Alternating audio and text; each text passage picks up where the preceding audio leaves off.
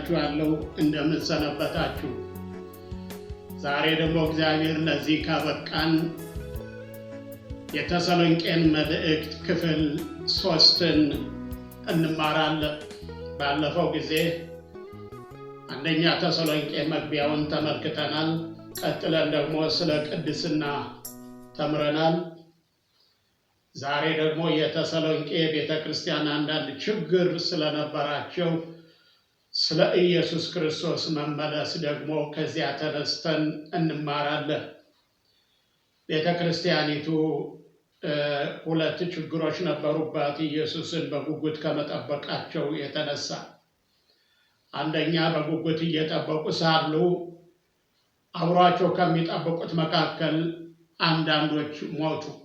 ሲሞቱ እነዚህ የሞቱ ሰዎች ምን ይሆናሉ ብለው ስለተጨነቁ ይህን ጥያቄ ጳውሎስን ጠይቀውታል። ሁለተኛው ደግሞ ጌታን ለመጠበቅ ከመጓጓታቸው የተነሳ አንዳንድ ወንድሞች ስራ ፈተው ወይ ተራራ ላይ ሆነው ወይ ቤት ሆነው ተሰብስበው ሰማዩን እያዩ ስራ ፈት ሆነው ቀሩ ደግሞ። ስለዚህ የለም ይህንን ጉዳይ ስራ እየሰራን ነው የምንጠብቀው ብሎ መልእክት ይሆን ዘንድ ይህችን መልእክት ላከላቸው። አንደኛ ተሰሎንቄ ምዕራፍ 4 ቁጥር 12ን ብትመለከቱ በቂ የሆነ መልስ ሰጥቷቸዋል። እየሰራን ነው የምንጠብቅ የሚል ነው። ሁለተኛው ለሁለቱም የሚሆነው መልስ ጳውሎስ ስለ ኢየሱስ ክርስቶስ መመለስ ጉዳይ አብራርቶ ይጽፍላቸዋል። በተለይ አንደኛ ተሰሎንቄ ምዕራፍ 4 ቁጥር 13 ጀምሮ እስከ ምዕራፍ 5 ቁጥር 12 ድረስ አብራርቶ ይጽፍላቸዋል። ስለዚህ ወደዚህ ክፍል ከመግባታችን በፊት አንደኛ ተሰሎንቄ ምዕራፍ 4 ቁጥር 13 እስከ 18 ያለውን አብረን እናንብበው። ምዕራፍ 4 ቁጥር 16 እስከ 17 እንደዚህ ይላል። ጌታ ራሱ በትእዛዝ በመላእክትም አለቃ ድምፅ በእግዚአብሔርም መለከት ከሰማይ ይወርዳልና በክርስቶስም የሞቱ አስቀድመው ይነሳሉ። ከዚያም በኋላ እኛ ሕያዋን ሆነን የምንቀረው ጌታን በአየር ለመቀበል ከእነርሱ ጋር በደመና እንነጠቃለን፣ እንዲሁም ሁልጊዜ ከጌታ ጋር እንኖራለን ይላል። ይህ መልእክት ነው። ስለዚህ ይህንን ዋና ሀሳብ ዋና የትምህርታችን ማዕከል አድርገን ወደ ዋናው የተሰሎንቄ መልእክት ወይም ቁልፍ ቃል ልምጣ ለማብራራት እንዲያመቸን። የዚህ ክፍል ዋና ሀሳብ የቤተ ክርስቲያን መነጠቅ ነው። መልእክቱ ይህ ነው። ይሁን እንጂ በቀጥታ ወደዚህ ክፍል ከመግባታችን በፊት ስለ ኢየሱስ ክርስቶስ ምጽአትም ይሁን ስለ መነጠቅ፣ ስለ ትንሣኤ ወገኖቼ ሆይ አጠቃላይ መግቢያ እንድንመለከት እፈልጋለሁ። በመጀመሪያ እንድንመለከት የምፈልገው የኢየሱስ ክርስቶስ መመለስ ነው። አዎ ኢየሱስ ይመለሳል። ግን እንዴት ነው የሚመለሰው ስንል ሁለት አይነት መልስ ነው ያለው። ኢየሱስ ከሰማይ የሚመለሰው ሁለት አይነት ነው። የመጀመሪያው አመጣጡ ቤተ ክርስቲያኑን ለመውሰድ ነው። ይሄ አንዳንድ ጊዜ ንጥቀትም ይባላል። ምክንያቱም በዮሐንስ 14 ቁጥር 2 ላይ ስፍራ ላዘጋጅላችሁ እሄዳለሁ፣ አዘጋጅቼ ስጨርስ ተመልሼ እመጣለሁ፣ ወደ እኔም እወስዳችኋለሁ ብሎ ቃል ገብቷል። ያን ቃል ኪዳን ለመፈጸም ይመጣል። ሲመጣ እኛ በምድር ላይ ያለን ቅዱሳን የሞቱትም ቅዱሳን በቤተ ክርስቲያን ማለት ነው ከሞት ተነስተን እኛም ተለውጠን እርሱን ለመቀበል በደመና ወደ አየር ነው የምንሄደው። እርሱን ለመቀበል እኛም ወደ አየር የምንሄደው፣ እርሱ አይደለም ወደ መሬት የሚመጣው። ይህ የመጀመሪያው መምጣት ይባላል። በነገራችን ላይ እኛም ስንለወጥ የሞቱትም ክርስቲያኖች ሲነሱ በአየር ላይ እሱን ለመቀበል በደመና ስንነጠቅ ሰዓት አይሰራም። በጣም በከባድ ፍጥነት ነው የሚያልቀው። ሰከንዶች፣ ሚሊ ሰከንዶች አይሰሩም፣ ያልፋል። በዚህ ሁኔታ ጌታችን ኢየሱስ ክርስቶስ የሚመጣበት ነው። ይህም የሚሆነው ከታላቁ መከራ በፊት ነው። እንደምታውቁት ወደፊት 7 ዓመት የመከራ ዘመን አለ። ከዚያ በፊት ነው ይሄ የኛ መነጠቅ፣ ጌታኛን ለመውሰድ በአየር ላይ የሚመጣው፣ እኛም ወደ እርሱ የምንሄደው ማለት ነው። ይሄ የመጀመሪያው ነው። ሁለተኛው ደግሞ ምጽአት ይባላል። የጌታ ቀን ይባላል። ይህ ሁለተኛው አመጣጡ ከ7 ዓመት የመከራ ዘመን በኋላ ለ1000 ዓመት በምድር ላይ ለመንገስ ከቅዱሳን መላእክት ጋር ሆኖ ከቅዱሳኑ ጋር ሆኖ ዓለም እያየው የተወጋ እጅና እግሩን ጎኑን እያየ ዓለም ሁሉ ዋይ ዋይ ዋይ እያለ እጅግ የሚፈራበት ጊዜ፣ ዓለም ሁሉ እያየው የሚመለስበት ጊዜ ነው። ይህ ጊዜ የጌታ ቀን ይባላል። ከኢሳይያስ እስከ ሚልክያስ ጌታችን ራሱ ሐዋርያትም ስለዚህ ቀን ይናገራሉ። ይህ ቀን ከባድ እንደሆነ፣ በዚህ ጊዜ የሚመጣው ለኃጥአን ፍርድ ነው። በኃጥአን ላይ ሊፈርድ ነው የሚመጣው። ይህ እንግዲህ እኛ ከሄድን በኋላ መሆኑ ነው። ጌታ ሆይ አስብ። ታሪኩን ማወቅ ከፈለግን ማቴዎስ 24 ቁጥር 29 ሲመጣ ምን እንደሚመስል ዓለም ይናገራል። የበለጠ ለመረዳት ግን ራእይ ምዕራፍ 19 ቁጥር 1 እስከ 21 መመልከት ይቻላል። ቀጥሎ ደግሞ ሁለተኛው ክፍል ደግሞ ትንሣኤ ነው። ትንሣኤ ደግሞ 2 አይነት ነው። ፊተኛው ትንሣኤ ይባላል። ሁለተኛው ትንሣኤ ደግሞ ቀጥሎ ነው። በፊተኛው ትንሣኤ እድል ያለው በሁለተኛው ሞት አይጎዳም ያለው ነው። ስለዚህ 2 አይነት ትንሣኤ ያለ ማለት ነው። የመጀመሪያው ትንሣኤ በአጠቃላይ የቅዱሳን ትንሣኤ፣ ሁለተኛው ትንሣኤ በአጠቃላይ የኃጥአን ትንሣኤ ነው። ዮሐንስ 5:29 ላይ ይህን ሲናገር ደስ ይላል ወገኖቼ ወይ ሙታን የእግዚአብሔር ልጅ ድምፅ የሚሰሙበት ሰዓት ይመጣል። መልካም ያደረጉ ለሕይወት ትንሣኤ፣ ክፉ ያደረጉ ለፍርድ ትንሣኤ ይነሳሉ ይላል። የሚገርም ነው። ስለዚህ 2 ትንሣኤ ነው ያለው። ወደ መጀመሪያው ትንሣኤ ግን ልሂድ እንዲገባን። ይህ የመጀመሪያው ትንሣኤ የቅዱሳን ትንሣኤ ነው እንዳልኳቸው። በዚህ የቅዱሳን ትንሣኤ ጊዜ ትንሣኤው በተራ የሚፈጸም ነው። በአንድ ጊዜ ሁሉም ትንሣኤ አይሆንም። የመጀመሪያው ትንሣኤ የቤተ ክርስቲያን ትንሣኤ ነው። ክብር ለእግዚአብሔር ይሁን። 1ኛ ቆሮንቶስ ምዕራፍ 15 ላይ ሂዳችሁ ስታዩ የመጀመሪያው ትንሣኤ የቤተ ክርስቲያን ትንሣኤ ነው። መጀመሪያ ከሞት የምንነሳ ከባለ 50 ጀምሮ እስከ ንጥቀት ያለን ቅዱሳን ነን። እንደዚህ ይላል ጳውሎስ ምዕራፍ 15 ቁጥር 51 እስከ 52 እነሆ አንድ ምስጢር እነግራችኋለን፣ ሁላችን አናንቀላፋም፣ ነገር ግን የኋለኛው መለከት ሲነፋ ሁላችን በድንገት በቅጽበት ዓይን እንለወጣለን። መለከት ይነፋልና ሙታንም የማይበሰብሱ ሆነው ይነሳሉ፣ እኛም እንለወጣለን ይላል። ይህ ትንሣኤ ነው ያለ የቅዱሳን የቤተ ክርስቲያን ትንሣኤ ነው። በተራ ነው የሚሆነው። በተራ የመጀመሪያው የቤተ ክርስቲያን ትንሣኤ ነው። ሁለተኛው ትንሣኤ ደግሞ ወገኖቼ ወይ በ144,000 የተመሰከረላቸው ቅዱሳን ናቸው። በመከራው ዘመን ያለ ወንጌል አልተወውም ጌታ ያኔ መከራ ዘመን 144,000 ምስክሮች ይነሳሉ። እነዚህ ምስክሮች የሚመሰክሩላቸው እጅግ ብዙ ቅዱሳን ከሞት ይነሳሉ። ራእይ ምዕራፍ 7 ቁጥር 9 ላይ መመልከት ትችላላችሁ። ደስ ብላቸው በበጉ ዙፋን ፊት ሆነው እግዚአብሔርን ሲያመሰግኑ ታያላችሁ። ሶስተኛዎች ደግሞ ወገኖቼ ወይ በመከራው ዘመን ወንጌል የሚመሰክሩ ጌታ የሚልካቸው 2 ምስክሮች አሉ።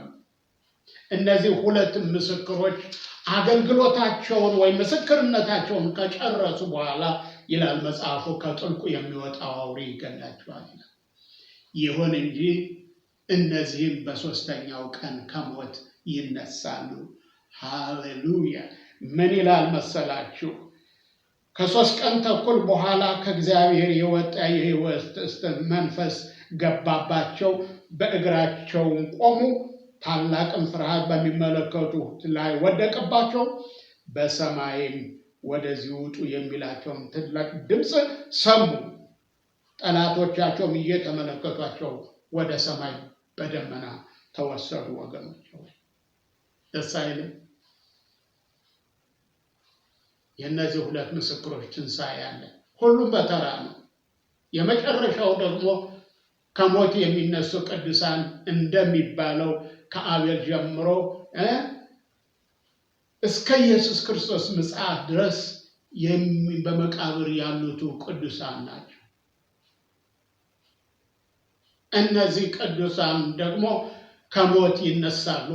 ከሞት ከተነሱ በኋላ ከኢየሱስ ክርስቶስ ጋር አብረን ለ1000 ዓመት እንነግሳለን።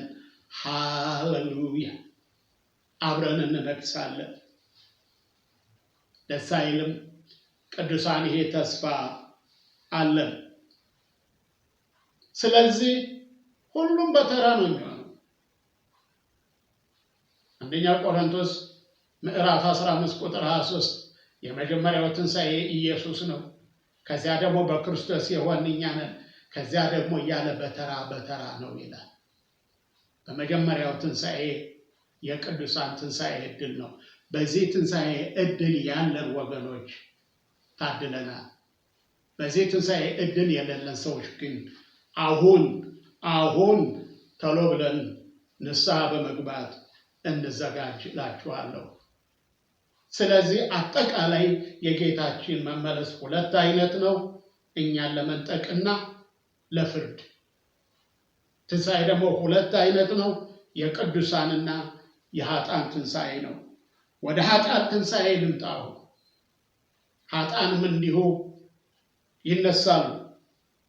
ለምን? ለፍርድ። 1000 ዓመት እስኪፈጸም ድረስ ግን እነዚህ ከሞት አይነሱ። ራእይ 20 ቁጥር 6 ላይ ታገኛቸዋላችሁ። 1000 ዓመት ቅዱሳን ሲነግሱ በምድር ላይ እነዚህ በመቃብር ነው የሚቆዩት። 1000 ዓመት ካለቀ በኋላ ግን ለታላቁ የነጭ ዙፋን ፍርድ ከሞት ይነሳሉ። ምዕራፍ 20 ቁጥር 11 እስከ 12 ያለውን ገባ ብላችሁ መመልከት ትችላላችሁ። ታላቅና የሚያስፈራ ነጭ ዙፋን ይመጣል። በዚያ ፊት ለፍርድ ይቀርባሉ። ምንም ዋጋ የለውም። ሁሉም ወደ እሳት ባህር ይሄዳሉ። ሁሉም ድኖ ወደ መንግሥተ ሰማይ ገባ የሚል የለም። በዚህ ክፍል ውስጥ ምንድነው የሚለው? እንዲያውም ሞትና ሲኦልም በእሳት ባህር ውስጥ ተጣሉ። ይህም የእሳት ባህር 2ኛው ሞት ነው። በሕይወትም መጽሐፍ ተጽፎ ያልተገኘው ማንኛውም በእሳት ባህር ውስጥ ተጣለ ይላል። ይህ የነሱ ፍጻሜ ነው፣ የሙታን ትንሣኤ ነው። ስለዚህ አጠቃላይ መግቢያ ይህን ልስጣችሁ እንጂ በእውነቱ ስለ ኢየሱስ ክርስቶስ ምጽአት ትምህርቱ ይሆኑ አይደለም፣ ስለ ትንሣኤም ትምህርቱ ይሆኑ አይደለም። ግን መንደርደሪያ ብሳጣችሁና እናንተ ደግሞ ሰፋ አድርጋችሁ ብትሄዱበት ብዬ ነው ይህንን መግቢያ የሰጠኋችሁ። ይህን ካልኳችሁ አሁን ወደ ተሰሎንቄ መልእክት እንግባና የቤተ ክርስቲያንን መነጠቅ ብቻ በዝርዝር እንመልከት። ምዕራፍ 4 ቁጥር 13 ከ18 ነው የምታገኙት። የቤተ ክርስቲያን መነጠቅ፣ እንዲያውም የመልእክታችን የዛሬው ትምህርታችን መክፈቻ ዋና ሐሳብ ይሄ ነው። የቤተ ክርስቲያን መነጠቅ። መነጠቃችን አይቀርም። ወደኋላ መለስ ብለን ብናይ ማስረጃ አለን። ከነዚህ ማስረጃዎች አንዱ የመጀመሪያው ሄኖክ ነው። ተነጥቆ ወደ ሰማይ የሄደ የመጀመሪያው ሄኖክ ነው። ሃሌሉያ! ኢየሱስ በእርግጥ አረገ ነው የሚባለው፣ አረገ ነው። እኛ ደግሞ መነጠቅ ነው የሚባለው፣ መወሰድ ነው የሚባለው። ዕብራውያን ምዕራፍ 11 ቁጥር 5 ላይ ሄኖክ ሞትን እንዳያይ በእምነት ተወሰደ። ሃሌሉያ! እግዚአብሔርም ስለወሰደው አልተገኘም። ለምን ወሰደው ስንል ሳይወሰድ እግዚአብሔርን ደስ እንዳሰኘ ተመስክሮለታልና ይላል። ስለዚህ የሄኖክን አካሄድ የሄኖክን ሕይወት ተከትለን ብንሄድ የእኛም ልክ እንደ ሄኖክ ነው። ሁለተኛው ደግሞ ወደ ሰማይ የተወሰደ ወይም የተነጠቀ የምንበለው ኤልያስ ነው። በሁለተኛ ነገሥት ምዕራፍ 2 ቁጥር 11 ላይ ኤልያስ አገልግሎቱን ከጨረሰ በኋላ በእሳት ሰረገላ በነፋስ ሆኖ ወደ ሰማይ ተወሰደ። ሃሌሉያ! እግዚአብሔር ይመስገን። ተወሰደ። የሚገርም ነው። ሶስተኛውን ደግሞ ሳልነግራችሁ አላልፍም ወገኖች ሆይ፣ ሐዋርያው ጳውሎስ ነው። የሐዋርያው ጳውሎስ ከነ ኤልያስም ከነ ሄኖክም ለየት የሚለው ምንድን ነው? ተነጥቆ ሂዶ ተመልሶ መጥቷል። እሱ ይሄ ነው ልዩነቱ። ተመልሶ መጥቷል። አይቶት መጥቷል። በጣም ሲናገር ምዕራፍ 12 ሁለተኛ ቆሮንቶስ ቁጥር 2 ላይ እንደዚህ ነው የሚለው፣ እንዲህ ያለው ሰው ከ14 ዓመት በፊት እስከ 3ኛው ሰማይ ድረስ ተነጠቀ ይላል። ራሱ እንኳን እስከ 14 ዓመት ሁሉ ደብቆት አሁን ይግለጥ። የዛኔ ቢናገር ምን አለ አላውቅም። እንግዲህ እሱ ያውቃል። እንጠይቀው ይሆናል ወደፊት በገነት። ዝቅ ብሎ ደግሞ ቁጥር 4 ላይ ሲናገር ወደ ገነት ተነጠቀ፣ ሰውም ሊናገር የማይገባውን የማይነገረውን ቃል ሰማ ይላል። ደርሶ መጣ። በቃ የንጥቀት ነገር ይሄ ነው በሉኝ፣ መሸጋገር ነው በሉኝ። ሂዶ ደርሶ መምጣትም አለ ማለት ነው። የሚሳነው የሌለ እግዚአብሔር። የሚያስገርመኝ ደግሞ ፊልጶስ ነው። የሐዋርያት ሥራ ምዕራፍ 8 ቁጥር 39 የኢትዮጵያውን ጃንደረባ የኛውን ሰው አስተምሮ ካጠመቀ በኋላ የጌታ መንፈስ ነጠቀው። በአዛጦንም ተገኘ። ሹ ብሎ ነው የሄደው። የጌታ መንፈስ ነው የወሰደው። ይሄ ደግሞ ለየት ያለ። እንደዚህ ሁሉ እኛም በተራችን እንነጠቃለን። ይህን ካልኳችሁ፣ እነዚህን ምስክሮች ከነገርኳችሁ፣ እስኪ በቀጥታ ቁጥር 13 ላይ ጀምረን እስከ 18 ያሉትን ዋና ዋና ነገሮችን በማብራራት ስለ ንጥቀት የበለጠ እንማር። ቁጥር 13 ላይ ተስፋ እንደሌላቸው ይላል፣ እንዳታዝኑ ይላል። እችን ጥቅስ እንያለን። ቅዱሳን ጌታን ሲጠብቁ ሳሉ የሞቱ ወንድሞች እንዳሏቸው በተሰሎንቄ ነግሬያቸዋለሁ እና ትልቅ ጥያቄ ነበራቸው። ለእነሱ ሲነግራቸው እነሱ እኮ ተስፋ ያላቸው ናቸው፣ ከመቃብር በኋላ ለሕይወት ትንሣኤ ተነስተው አብረን ከኛ ጋር የምንነጠቅ ተስፋ ያላቸው ናቸው። ተስፋ የሌላቸው ያለ ክርስቶስ የሆኑ ናቸው ይላል። ስለዚህ ከባለ 50 ጀምሮ እስከ ንጥቀት ድረስ በጌታ ሆነው የሚሞቱ ሁሉ ተስፋ አላቸው ማለት ነው። እዚሁ ቁጥር 13 ላይ ሳኔት ደግሞ ደስ የሚሉ ቋንቋዎች አሉ። ቁጥር 13 ላይ ቁጥር 13 ላይ አንቀላፍተው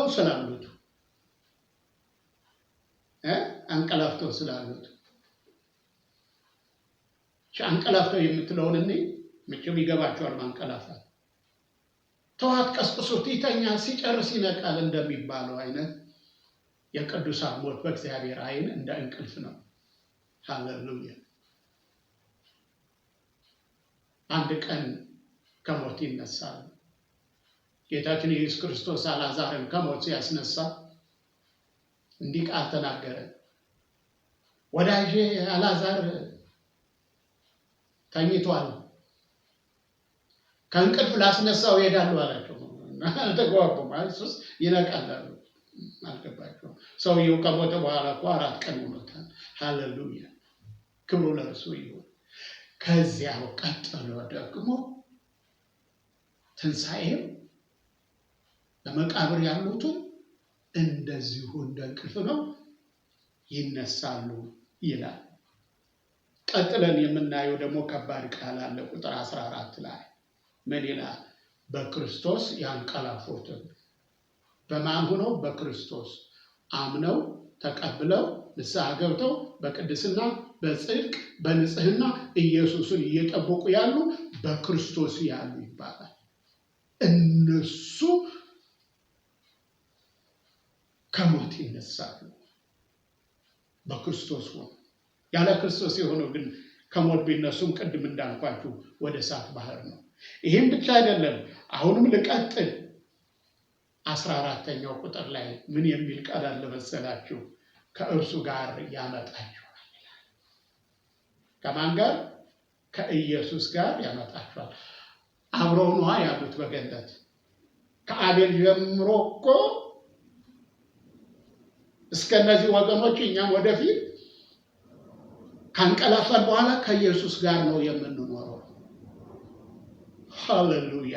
እንግዲያውስ ሞት ወደ እረፍት መግባት ማለት ነው እና ከእርሱ ጋር ያመጣችኋል። እርሱ ሲመጣ እኛን በአየር ላይ ለመነጠቅ ስንሄድ እርሱ እኛን ለመውሰድ ሲመጣ አብረው ነው የሚመጡ። በአካለ ነፍስ ሆነው ይመጡና የትንሣኤ አካል ለመልበስ አብረው ይመጣሉ። ብዙ ወንድሞችንና እህቶችን ሸኝተናል። እነሱም ይመጣሉ፣ ከእርሱ ጋር ይመጣሉ። ይህን ካልኳችሁ ወገኖች ሆይ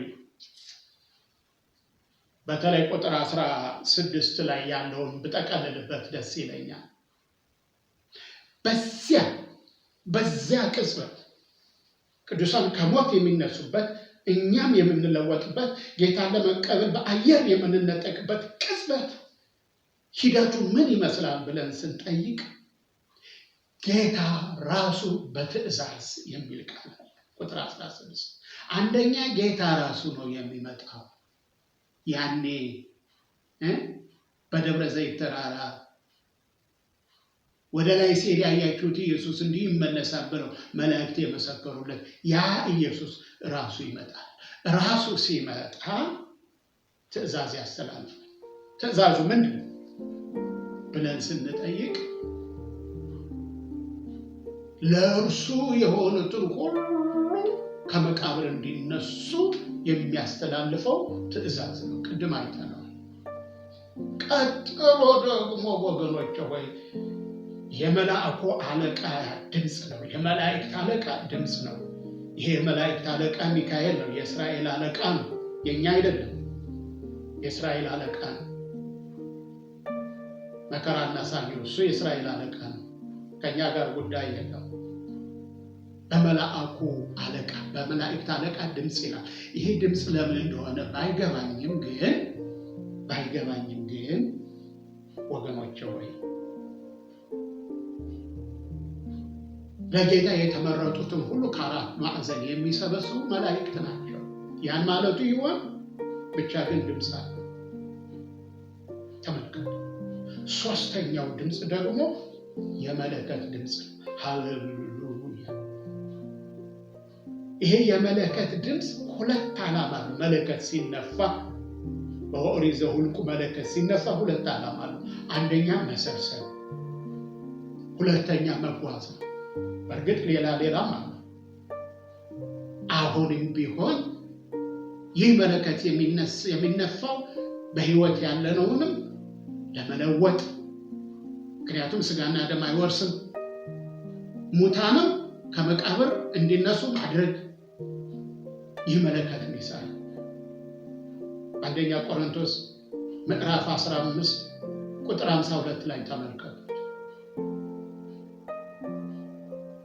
መሰብሰብ መሻገር ነው። ሃሌሉያ! እግዚአብሔር በሲና ተራራ ለመጀመሪያ ጊዜ መለከት ነፋ። አሁን ደግሞ ለቅዱሳን ትንሣኤና ለእኛ መነጠቅ መለከት ይነፋል። እነዚህ ሶስት ነገሮች ሲተላለፉልን እኛም እንለወጣለን፣ የሞቱትም ይነሳሉ። ጌታን በደመና በአየር ለመቀበል በደመና እንነጠቃለን። የእኛ ታሪክ ይህን ይመስላል። ሃሌሉያ! ከዚያ በኋላስ ምን እንሆናለን? ከዚያ በኋላ ብዙ ነው ታሪኩ፣ ብዙ ነው። በሌላ ርዕስ የሚሄድ ነገር ነው። በፍርድ ወንበር ፊት መቅረብ አለ፣ ለሺህ ዓመት መምጣት አለ። ከዚያ በኋላ ለዘላለም በአዲስ ሰማይና ምድር መኖር አለ። የሙሽሪትና የሙሽራው ታሪክ አለ። ራእይ 19 ያ ሌላ ታሪክ ነው። ይሄ ለዘላለም የሚኖር ነው። አዲስ ሰማይና ምድር እንተወው። ብቻ ግን ጳውሎስ ምን እንሆናለን ለሚለው ነገር ሲናገር ደስ አይላችሁም? እንዲሁም ሁልጊዜ ከጌታ ጋር እንሆናለን። ምንጊዜ? ሁልጊዜ። ፍርሃት የለ፣ ለቅሶ የለ፣ መከራ የለ፣ ጭንቀት የለ። ሁልጊዜ ከጌታ ጋር እንኖራለን። እንዴት እንደምንኖር ራሱን የቻለ ሰፊ ታሪክ አለ። ታዲያ በዚህ ቃል ነው መጽናናት፣ በሌላ ቃል አይደለም። እንዲህ ካልኳችሁ ልጨርሰው። ለመሆኑ ከዚህ ክፍል ምን እንማራለን? እግዚአብሔር ይመስገን፣ ደስ ይላል። አንደኛ፣ እንዲህ አይነት ተስፋ ካለን፣ እንዲህ አይነት አስገራሚ ተስፋ ካለን ረብ በሌለው በዚህ ዓለም ስንኖር በጽድቅ፣ በቅድስና፣ በታማኝነት ጌታን በትጋት እያገለገል እንጠብቀው። አንዱ ይሄ።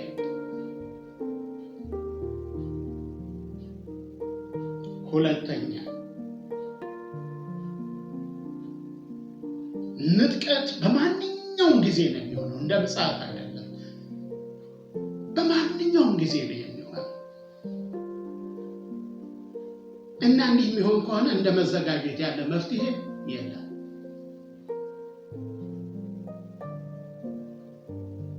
በቤተ ክርስቲያኑ ውስጥ ጌታን እያመለክን ያለን ግማሾች የተዘጋጀ ግማሾች ያልተዘጋጀ ልንኖር እንችላለን።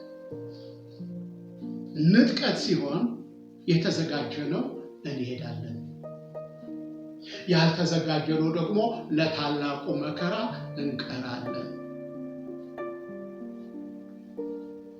አላያችሁም? ጌታ ምሳሌ ሲሰጥ ሁለት ሰዎች በእርሻ አሉ። አንዱ ይወሰዳል፣ አንዱ ይቀራል። ንጥቀት ይሄ ነው። በወፍጮ ሁለት ሴቶች አሉ። አንዷ ትወሰዳለች፣ አንዱ ይቀራል። ሁለቱም ክርስቲያን መስለው ይሆናል፣ ሁለቱም የተዘጋጁ መስለው ይሆናል። የሚለያቸው ግን ያኔ ነው። አንዱ ሲነጠቅ፣ አንዱ ሲቀር። ይሄዳል የተባለው ሲቀር፣ አይሄድም የተባለው ሲሄድ። እንዲያ ከሆነስ መብራታችሁ የበራ ይሁን። ነቅተን እንጠብቀው። ሶስተኛ፣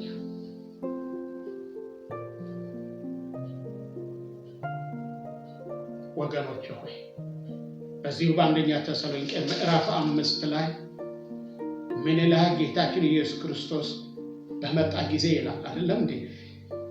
የሰላም አምላክ ራሱ ሁለንተናችንን ይቀድስ፣ መንፈሳችሁም፣ ነፍሳችሁም፣ ስጋችሁም ጌታችን ኢየሱስ ክርስቶስ በመጣ ጊዜ ያለ ነቀፋ ፈጽመው ይጠበቁ። የሚጠራችሁ የታመነ ነው፣ እርሱም ደግሞ ያደርገዋል ይላል። ሃሌሉያ! እንዲህ ነው ነገሩ። ስለዚህ ምን ልላችሁ ነው? ይሄ ሥጋም በቅድስና ይኖር፣ አይልከስከስ። ነፍሳችንን በቅድስና ትኖር፣ አትቅበዝበዝ። መንፈሳችንም ጌታን ያመልክ፣ ያለ ነቀፋ ሆነን እንቆየው። ልብሳቸውን በበጉ ደም አጥበው የሚጠብቁት ብፁዓን ናቸው ይላል እግዚአብሔር ቃል። አብረን ለዘላለም እንኖራለን። ይህ ተስፋ ስላለን አትዘናጉ፣ አንዘናጋ። ጌታ ይርዳን። በሌላ ጊዜ እንገናኛለን። ጌታ ከእናንተ ጋር ይሁን። ቃሉን ይባርክ። በደህና ሁኑ። አሜን።